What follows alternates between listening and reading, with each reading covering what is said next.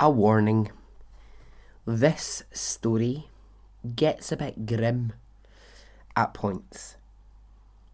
It's descriptive and details some horrific acts. However, the overall story is interesting, and it's a territory that I've not wandered into before. I won't be salacious. I won't attempt to overtell the gory. I'll just stick to the crime, even though it is brutal. And I won't make a huge deal of what that is, but I want you to hear the whole entire story. Stick with me because it is worth it, okay? That's your warning. It was more than a desire. It was more of an obligation. It was something that I would have to do in the end. That's the thing about obsession. It means that whatever your brain or body cells tell you to do, you have to do it. You become a slave to your obsession. Welcome to Extraordinary Stories Podcast.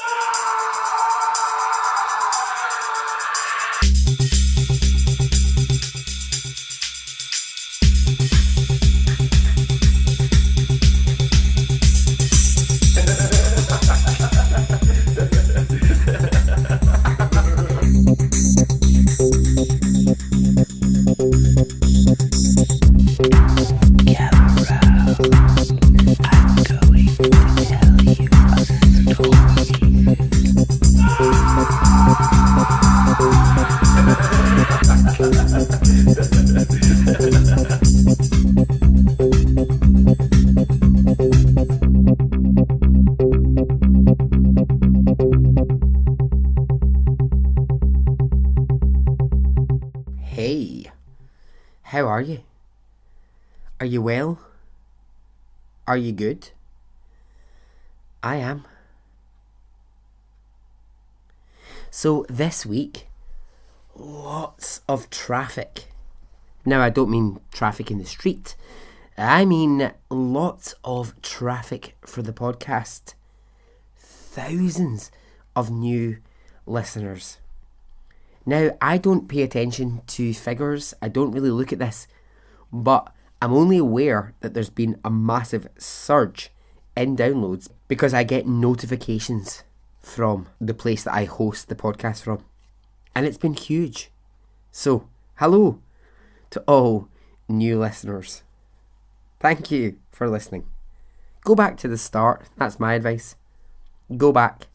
Go way back to Anjet Lyles, where it all began. But yeah, if you're new to the podcast, hello. In other news, very quickly, I'm launching a worldwide contest. Yes, that is right, a contest. Now, the prize, if you win this contest, is that you will get told a story from me to you, a one-on-one story that is just yours, not for anyone else. Okay, I will record you a story that's just for you. But what is the contest, I hear you ask? Well, it's called I Want to Be Shouty Man. There is a lot of chat about Shouty Man. There is always a lot of chat about Shouty Man, and recently it's reared its head again. Some love the man who screams at the start of the podcast. Some hate it. I've said it before. I don't care. Skip it if you don't like it. Skip the intro music. Just get rid of it. But Shouty Man has fans. And here's what I want. I want your shouty man impressions. I tried to do it once, right? A listener asked me if I could do shouty man, and it got described as me sounding like a goat. It really did. I think I just went like this, which was awful. So go for it. I want to hear your best shouty man impression. Record it on your phone and send it to me. Do a video of you shouting like shouty man. Send me it on Twitter, on Instagram, on Facebook, anywhere that you like. Get involved, okay? The contest. I want to be shouty man. Now, it's shouty man, but be you man, woman, animal, gay, straight, bisexual, transgender, black, white, French, Asian, Welsh, a goat, or from Venezuela. You are all welcome. Just get your submissions to me. I'm going to play the best on the podcast, and we together will crown a winner of the I Want to Be Shouty Man. The competition ends 20th of August, and that's a week tomorrow. So, get them in fast. Okay, it's shout out time. Shout out to Robert the dog. Robert belongs to Heather Kelty, a valued Facebook group member. Why the shout out to Robert? Well, Robert's a 1-year-old Labrador, and yesterday he won the Best Puppy Award at the Manifold Valley Agricultural Show. Heather informs me he's not a serial killer, and he isn't demonstrating any qualities that says he might become a serial killer. Neither is he likely to attempt a high wire walk or stage a prison riot. So, get on you, Robert. Well done. Jane Shearer. Hello, Jane. When you hear this story, you will know why I'm giving you the shout out. Thanks, Jane. And Alison Hill. Hey, Alison. Thank you for listening, and thank you for being a part of the group. I think you, Alison, also are just delightful. Okay, this story, I warned you, it's rough. But stick with me. Okay, let's go.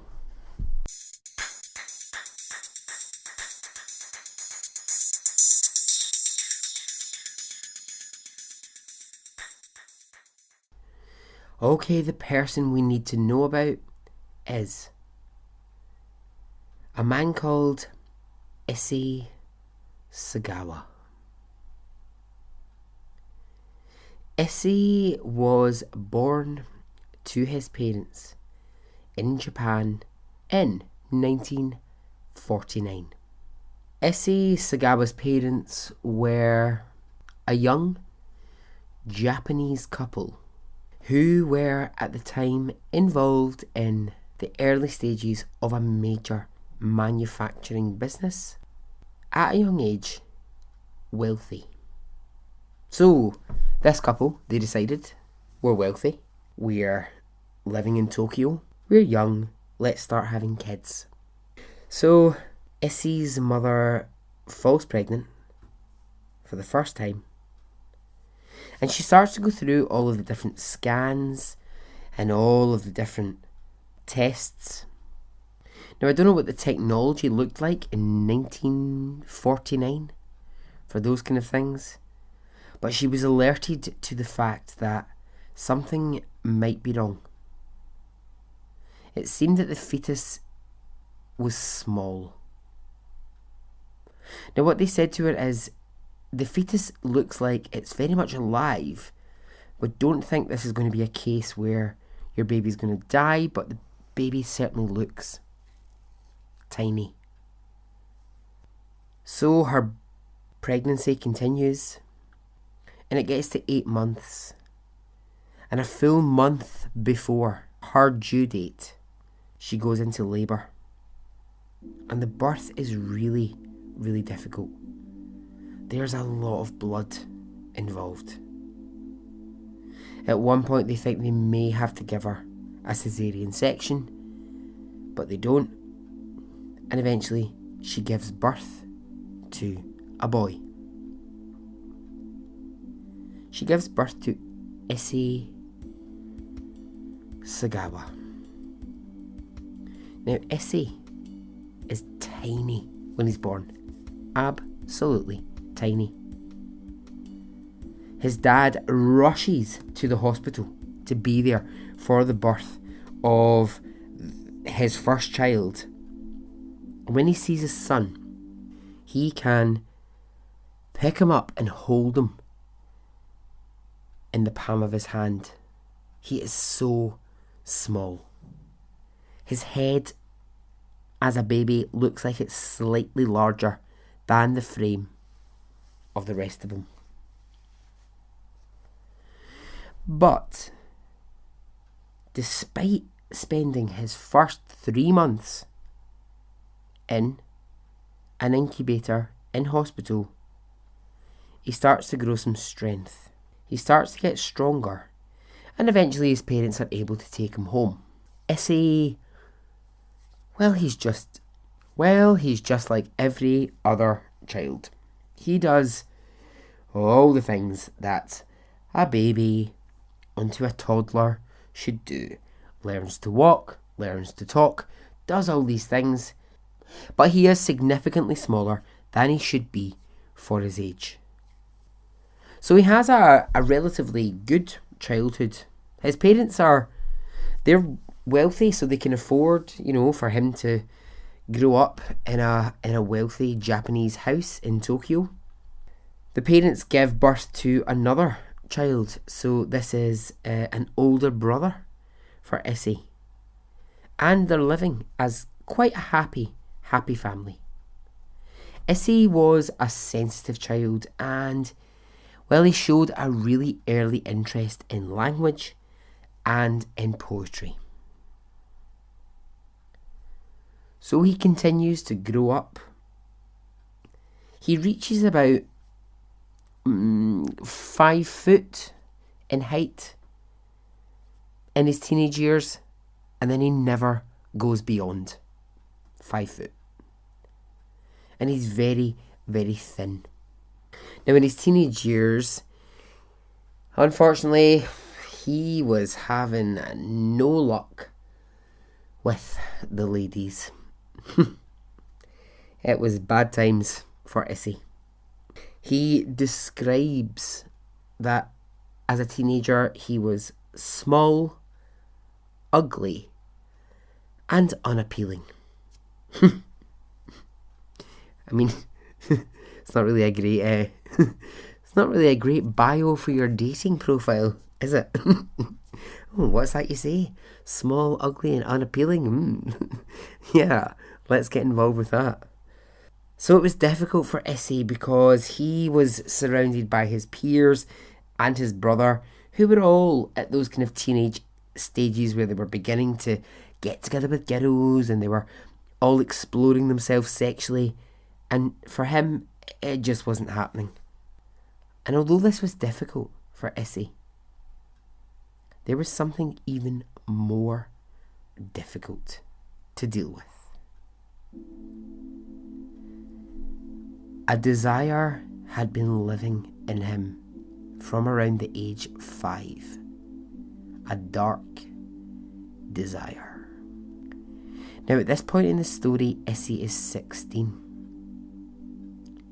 But I'm going to give you some of the words that he spoke years later as an adult. It's the words you heard me speak at the start of the episode. As an adult, he says, it was more than a desire. It was more of an obligation. It was something that I would have to do in the end. That's the thing about obsession. It means that whatever your brain or your body tells you, you have to do it. You become a slave to your obsession. Okay, so what was Issy's obsession? What was this 16-year-old Japanese boy so obsessed with? The thing he was so fixated on would become the very thing that defined him forever. Let's look at 3 of his childhood experiences, which might bring this into slight focus. Issy had an uncle. It was the brother of his dad. And this uncle was the fun, crazy uncle, liked to play games, liked to do silly things with the kids. And when Issy and his brother were young, the uncle would play a game where, it's not really a game I remember from my own childhood, but okay. He would paint his face white and he would chase the 2 boys, Issy being maybe, 5 years old, 6 years old, around the house, around the garden, shouting, "I'm the giant and I'm going to eat you. I'm coming for you, and when I get you, I'm going to eat you up." And these 2 brothers, they loved this game. They loved their uncle with the white on his face, chasing them around the garden. It sounds like the stuff of fucking nightmares. But in a way, it kind of was the stuff of nightmares, because Issy would fall asleep at night and he would have these really bizarre dreams that he was being thrown into a pot of boiling water. And they would be dreams that turned into nightmares, and he would wake up screaming from them. But there was something happening for him. There was some deep-seated something was beginning to implement itself in his brain. The second example from his childhood, he was 12 years old, and at the end of the day he packed up everything into his school bag. He went home, he emptied his school bag only to realise that he had his classmate's scarf. One of his female classmates, he'd accidentally picked up her scarf. So he put it back in his bag and he thought, okay, I must remember to return that to her tomorrow. And that night, as he lay in bed, he decided to take the scarf out of his school bag and he put it on his pillow and he fell asleep with the scarf. And as he fell asleep that night, he had a dream in which he was walking through fog and he couldn't see where he was going. And he was himself in the dream. He was the age that he was. And when he got through the fog, in his dream, all of the females in his class were there, and they were naked, and they were asking, "Bite me." Not bite me in the sense of the way that people used to say, yeah, bite me. They were actually asking, "Bite me."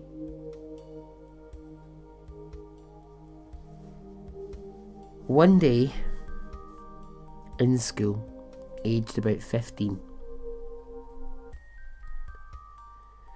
Issy was in the showers after games at school, and when all the other boys are taking off the clothes, getting in the shower, and all the, that whole, oh god, everyone's feeling really awkward about their body, and everyone's feeling really like, oh god, what's the, is, I don't know if my penis is as big as his, and whatever, and yeah, whatever. Issy wasn't concerned with any of those things. He wasn't concerned by that at all. Instead, standing in the showers with all the other boys, all that he was concerned with was looking at them and thinking, I wonder what they would taste like. Issei had developed an obsession to know what human flesh tasted like. I told you it was going to get grim, and you can't say that I didn't. Issei, as a young man, was becoming overtaken by this desire, the desire to know the taste of human flesh. Now, at age 23, he was no longer living at home. He was living on his own in Tokyo. And he hadn't fulfilled his desires. What he would do is he would get sex workers around to his house nightly. And his intention was always the same. He would get a sex worker round. He would kill her. And then he would start to work on his plan of eating a human. But what's interesting here is he describes that actually every time the opportunity came up, every moment that he was just about ready, he would put his hand on the gun and his hand would freeze and he just couldn't do it. He describes later that he would wait until they had their back turned to him. He would get his gun, he was there, he was fucking ready to do it, and he just couldn't pull the trigger. So I sort of stopped here, right, and I was like, do you know what? I think there's steps to this. There's certain, not that I'm an expert in cannibalism, I'm not, but there's steps. Now, either one of two things has happened here. I'm either some sort of criminal psychological mastermind, or I've heard this somewhere else. I think I'm going to go with the idea that I'm a criminal mastermind, but yeah, I do think that there are stages. I think it's like there's the thought. Okay, there's the thought of doing it. And probably the things that I'm describing there, like when he was having weird dreams when he was young about girls in his class at school asking, bite me, or, those things, that's the thought. And I think that thought properly becomes a desire. I think it becomes like a real, okay, I've been thinking about it and now it changes. You know that way that something changes from thought to desire? Like, suddenly you can kind of go, oh, I've been thinking about this for a while, and then all of a sudden you need that thing. You suddenly need it. But then the desire, could be talking absolute bollocks, but I think I'm right. I think then desire becomes action. I think it's the thing of going, okay, I now desire it so much, I'm wondering how I'm going to do this. How I'm going to make this happen. And then the next stage from that surely has to be action. Stage 4 has to be about action and creating the opportunity for the thing that you really want to happen. And then I think, if I'm right, stage 5 would be the doing it, the going through with what you want to do. But it seems in this that Issei gets to stage 5. He goes through all the stages. So he's thought about it, he's desired it, he's actioned it, he's got himself in the position. And when it gets to stage 5, falls apart. Just falls apart. Doesn't actually go through with the thing that he wants to do. Now, I would love it if that was just the end. And we ended with Issei thought about doing all these things, never went through with it, but that's not true. Issei, one night, when he's about 26 years old, is in Tokyo, He's walking around in the night and he follows home a German woman who's living in Tokyo. He follows her to her apartment block and she lives on the ground floor. She goes in, she goes to bed. Issei, keeping a close eye on what apartment she lives in, creeps in through one of the windows. And she wakes up with him standing in her bedroom. Now, do you remember that I said Issei is a small man? He's very small. He's very frail. Well, the German woman that he had followed home, although in complete shock to wake up and find a man standing in her bedroom, decides, no way, you are not fucking with me. She jumps out of bed and she wrestles him to the ground. She beats the fuck out of Issei. She is like, no chance, mate. You are not standing in my fucking bedroom. I'm not taking it. So she wrestles him, good on her. She wrestles him to the ground. She injures him. She properly batters him. And then she calls police. Police arrive. He's taken away and he is arrested on a charge of attempted rape. Now, what Issei can't say to police or to anyone is that when he stood in that German woman's room that night, he wasn't intending to rape her. He was intending to eat her. Now, I mean, that's an awkward conversation, isn't it?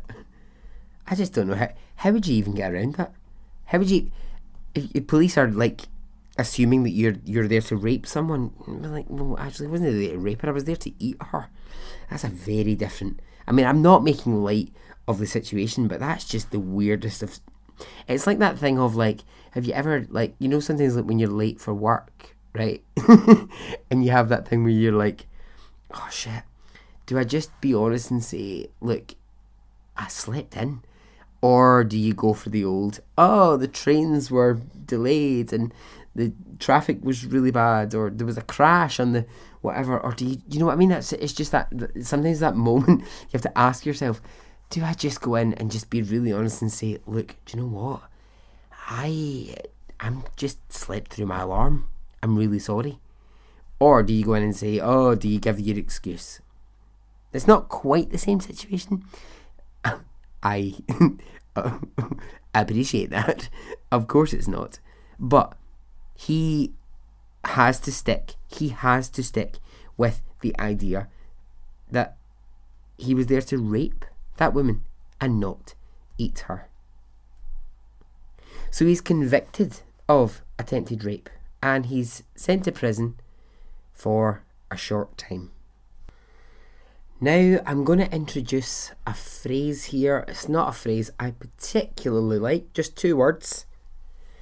And that is money talks. I hate saying money talks. Don't know why. Just don't really like that phrase. But we know it's true. Well, we know from our current political climate that money talks, but in this situation, money certainly talks.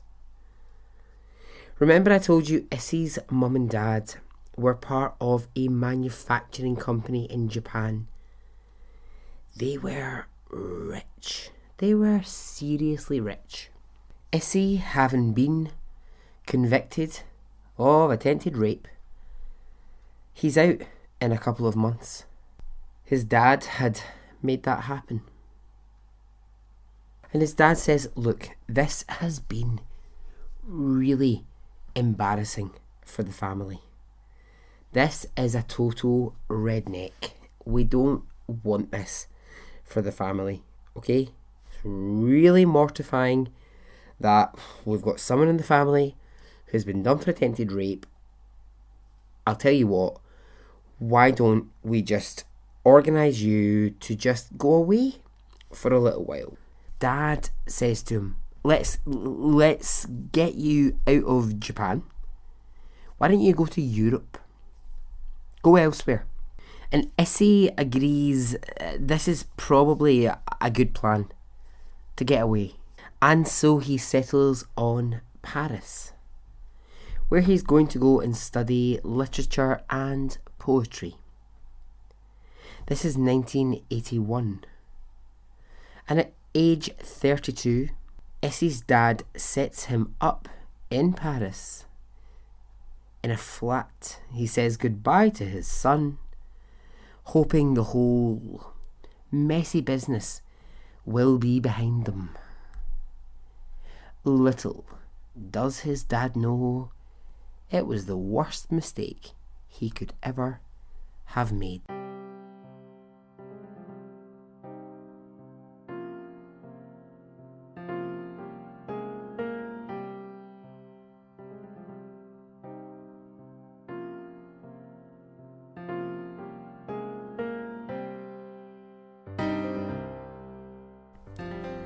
When Issy got to Paris, he enrolled at a course at the Sorbonne University. Pretty sure that's not how you say it, but that's how I'm saying it. He was studying poetry and literature, and while living in France, he was still seeing prostitutes. And he still had his bloodlust for the taste of flesh. It had never happened for him yet, but he still had that deep desire. He got close again with French prostitutes, but he could just never go through with it at the last minute. But that was until he met Renee. Now, Renee wasn't a prostitute.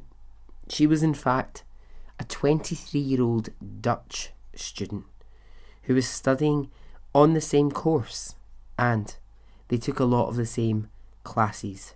He said in later years, I first noticed Renee when we were both in a lecture on Salvador Dali, and the first time I spoke to her was straight after that lecture. We were at the metro station. I was attracted by her beauty. The fact that she was not French, that she was Jewish, and that her skin was not white like most other European women, but darker. He says for many nights I'd been inviting prostitutes back to my apartment, not for sex. I could never quite go through with it. I wanted to eat them, but I never did it. But when I saw Renee, I knew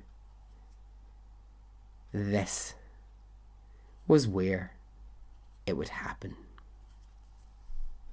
So he invites Renee to his apartment one night under the guise that he had wanted her to look at some poetry that he needed translated into English for a class that he was doing. And she willingly agrees that, yes, she'll come round to her classmate's house and she'll help him out with the work that he has to do. When she gets to his house, he makes her a drink. And they sit for a while. She drinks the drink. And they chat. And then she says, can I possibly see the poems that you were talking about? And he says, well, okay. So, in his apartment, there's a small desk that faces the wall. And so he puts the book down. And Renee gets a pen. And she opens the book. And she's looking through it. And at this moment, she has her back to Issy. And he gets his gun. He takes it out the drawer. He gets it ready. And as Renee is reading the poetry, with her back turned to him, he raises the gun and he shoots Renee in the back of the head. She then slumps down onto the table before falling to the floor and lays dead on his apartment floor. He says, "I just had images of the prostitutes with their backs to me.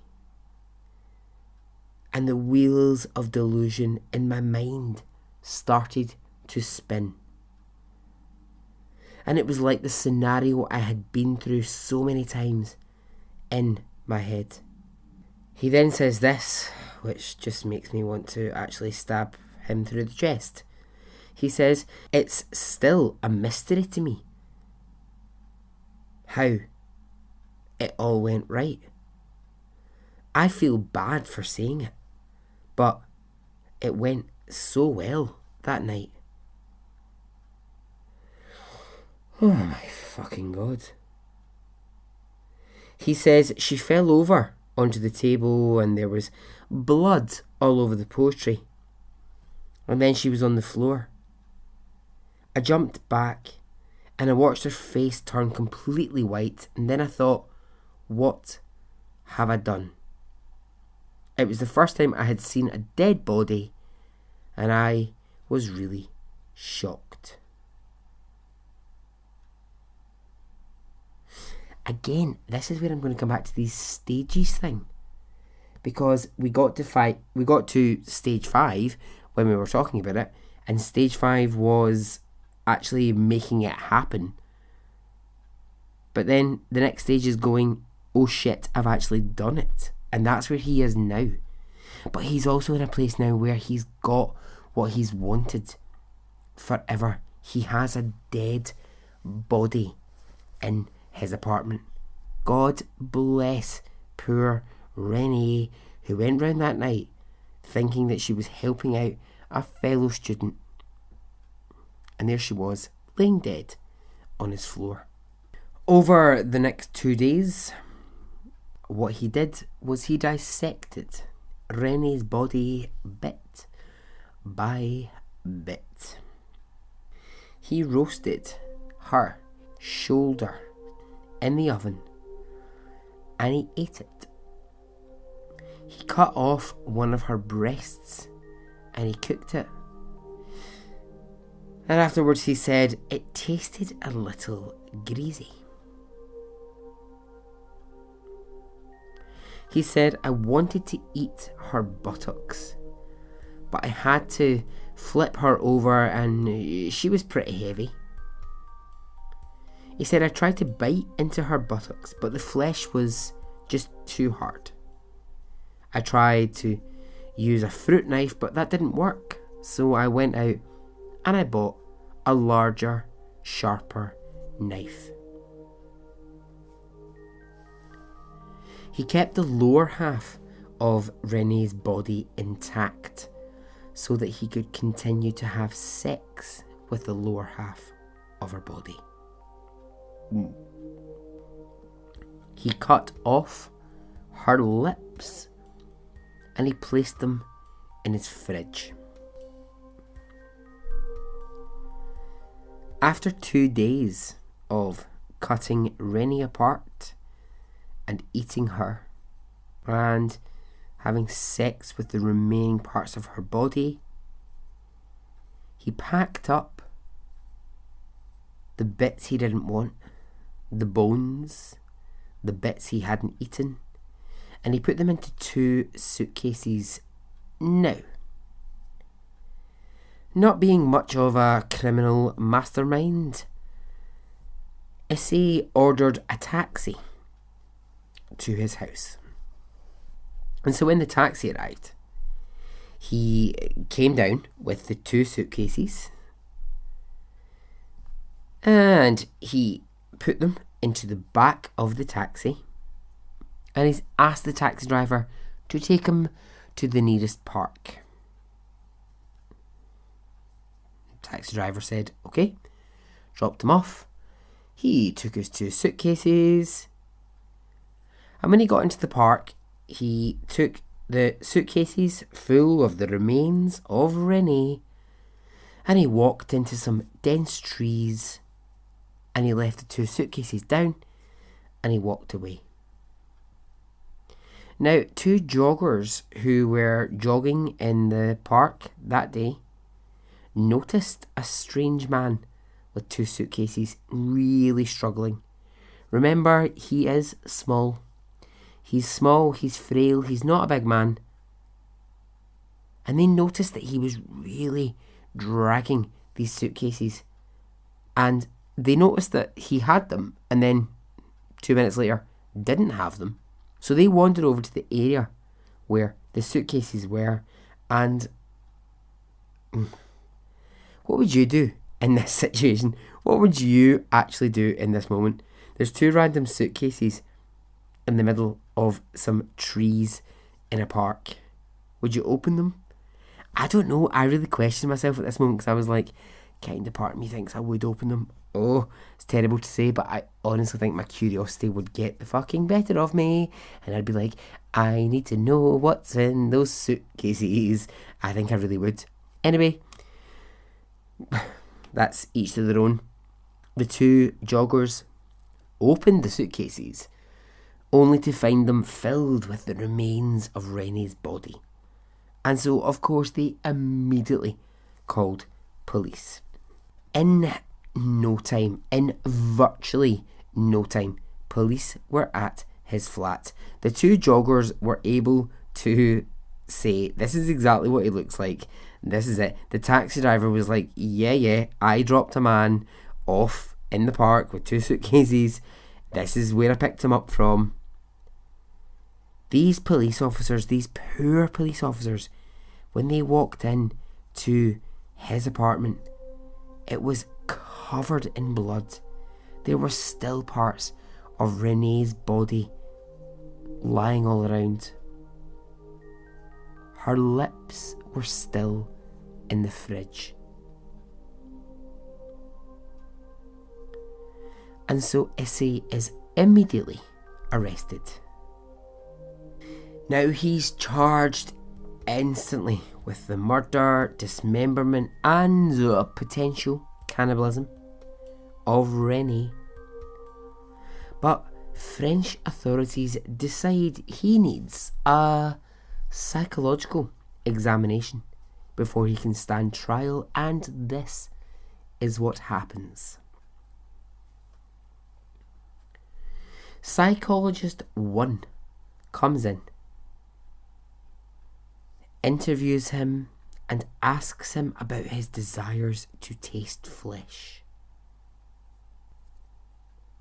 And when he leaves, the psychologist says, this man is insane. And when he leaves, the psychologist says, this man is insane, should not stand trial, and should just be sent to a mental institution in France now. Psychologist 2 comes in and asks the same questions. And he asks about the childhood. And Issy explains the dreams that he had from 5 years old of being boiled in a pot. And the psychologist says he is insane. Do not try this man. Send him to a mental institution now. A third and final psychologist comes in. They go through all the questions and a profile is created, and the recommendation is that Issey Sagawa is insane. So no, don't put him in a courtroom. Send him now for the rest of his life into a mental institution. 3 psychologists have agreed this is what should happen. And so for 4 years, he goes into an institution in Paris. Why only 4 years? Well, you'll remember that I said money talks. Back in Japan, Issei's dad is not happy that his son is in a French institution. He wants him back in Japan. He is speaking to the French authorities and he is saying, my son would be way better back in an institution in Japan with Japanese mental health workers. They're going to do a better job than the French can do. And so, even though Issei should have probably spent the rest of his life in that facility in France, he's brought back to Japan. And what happens when he gets back there? First thing, he's examined by a Japanese psychologist. And they go through all the same questions. The desires to eat someone. The lust to taste flesh from a young age. The killing of Renee. The psychologist, the Japanese psychologist, goes through all of this.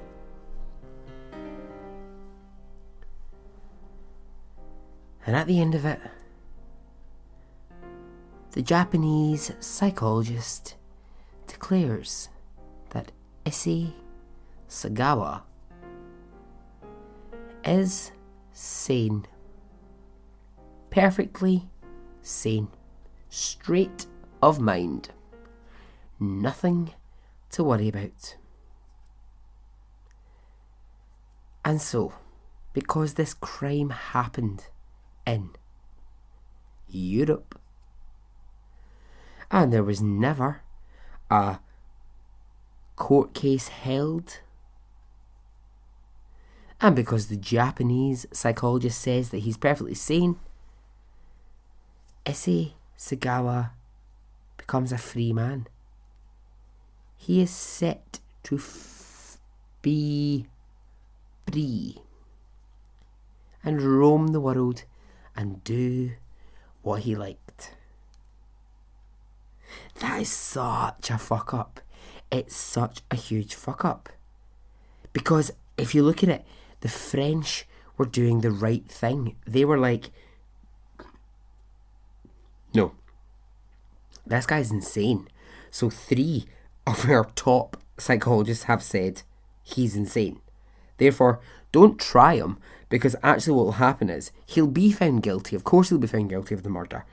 But he rather than do that, put him in a mental facility. That's the best thing that you can do with him.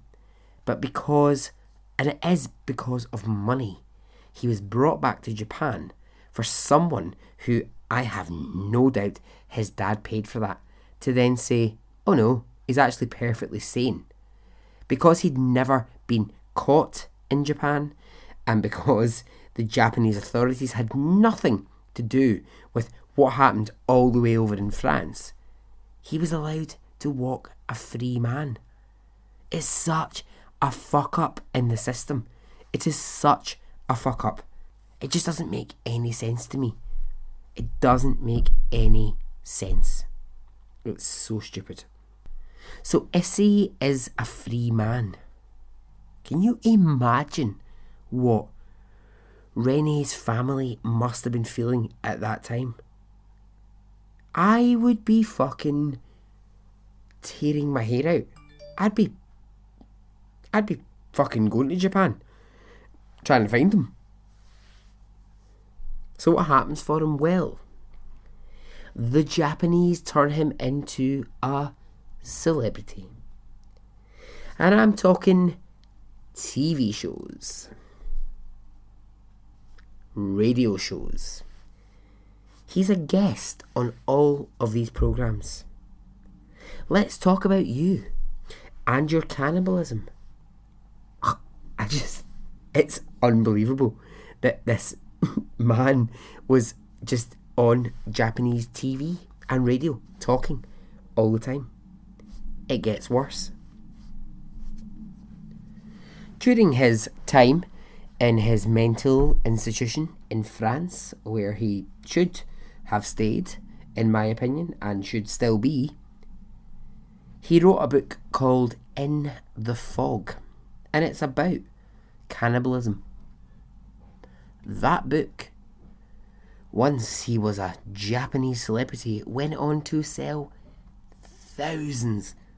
This sort of circus act where people were really interested in him. There's a few things that he did with his celebrity which will, I think, shock you, and some of them will make you want to vomit down yourself. He painted. Now, the paintings that he did, the paintings were of decomposing women. And these paintings, they sold for thousands. Thousands and thousands. He became a columnist for a food magazine. He ended up writing articles in a food magazine and appearing on Japanese food shows. Are you fucking kidding me? What are you talking about? Why is this man got a food column? Are you joking, Japan? Sake. Fucking fuck. Sake. It gets worse. He went on to do porn. Now, I didn't know this existed, but of course, I've said before, I will talk about any fetish that you want. I'm not a prude about anything. But I didn't know that cannibalism porn existed. Well, obviously, it's not real cannibalism, but it's, men, women pretending to eat each other. Well, Issy went on to make porn films. Cannibalism porn. I mean, come on. Ain't nobody in this world wanting to see your wang, mate. I can assure you. Nobody's searching the fucking internet to find your twig and berries. I can assure you of that. Come on. Who the fuck's watching that? But he was big news. He was big. He was the big celebrity booking. And I just find it so odd. It's just like the biggest booking on a TV show or for a porn film is a man who brutally murdered a woman, chopped her to bits, ate most of her and kept the rest in a fridge.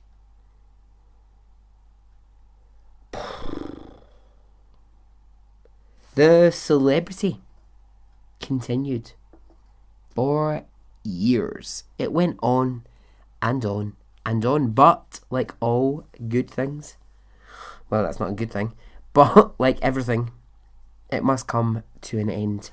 And it did. As time went on, people became less and less interested in Issy, the Paris cannibal, as he was known. His parents died, and having been wealthy their whole entire life, they actually left Issy nothing behind. They wanted all association with their son gone. They wanted no more to do with him. So there's a reporter who years later goes to meet Issy. Once the celebrity has faded, once the interest in writing food columns and the porn offers are gone.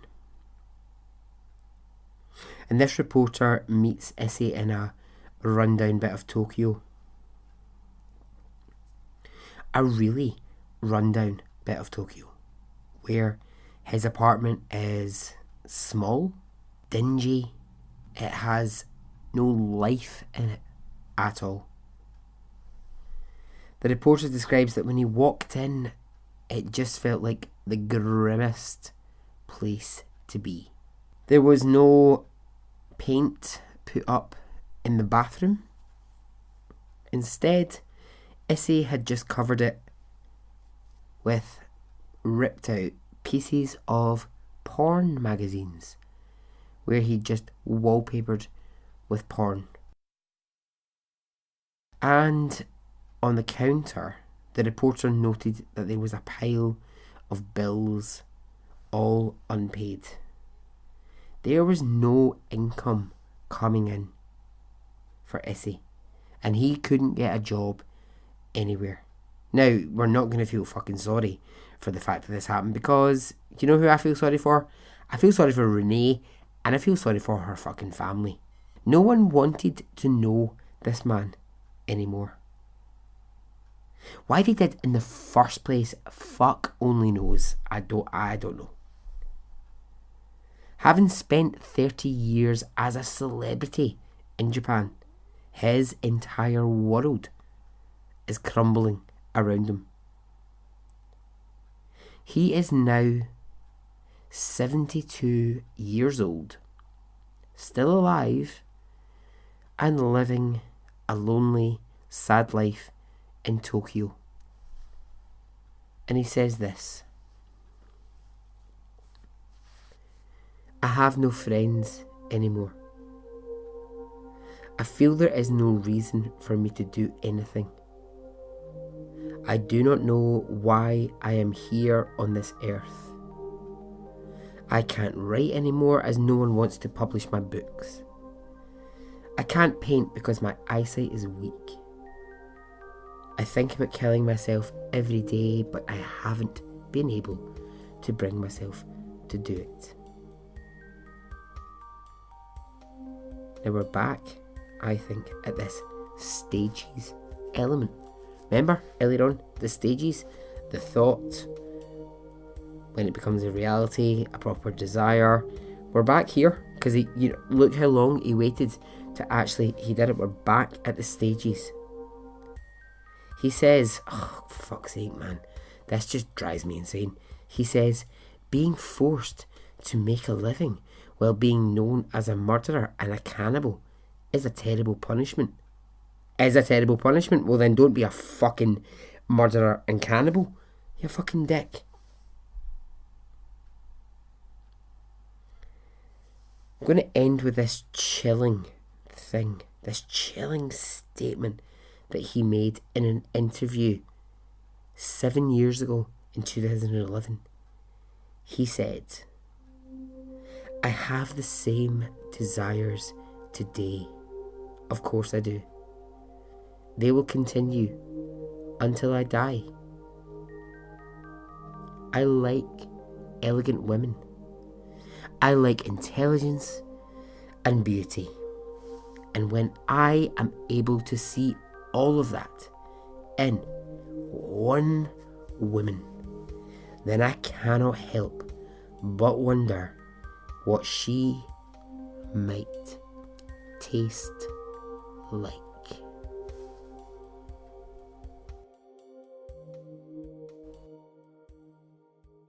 And so ends the story.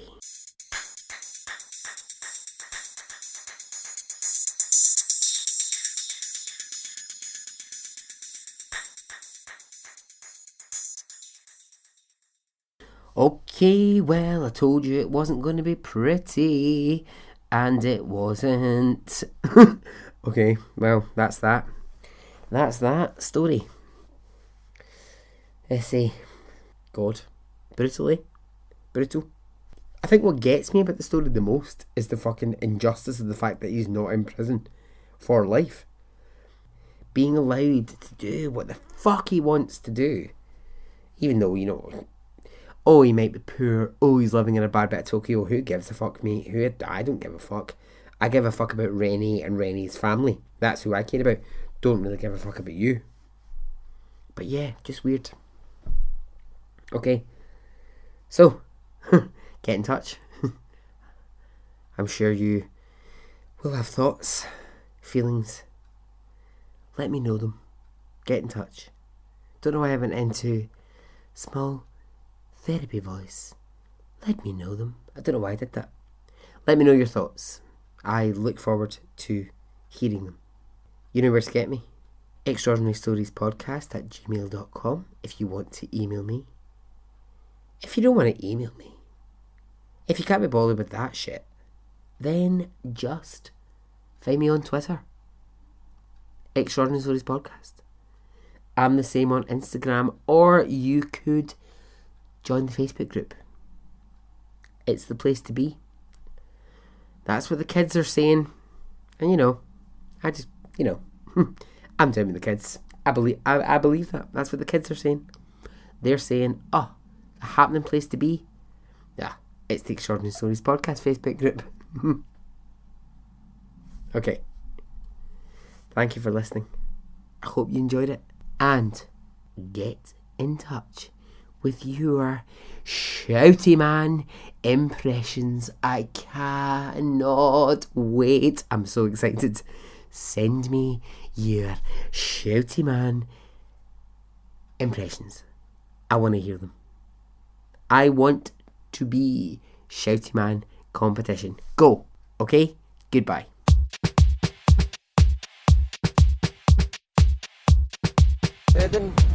It didn't affect me really one way or the other.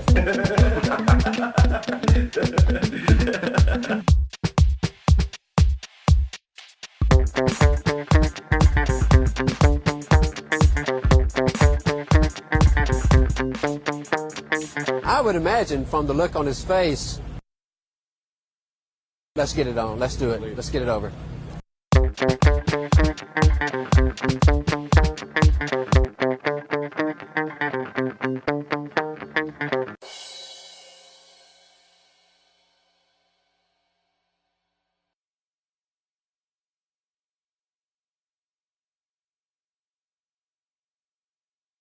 Let's get it on, let's do it, let's get it over.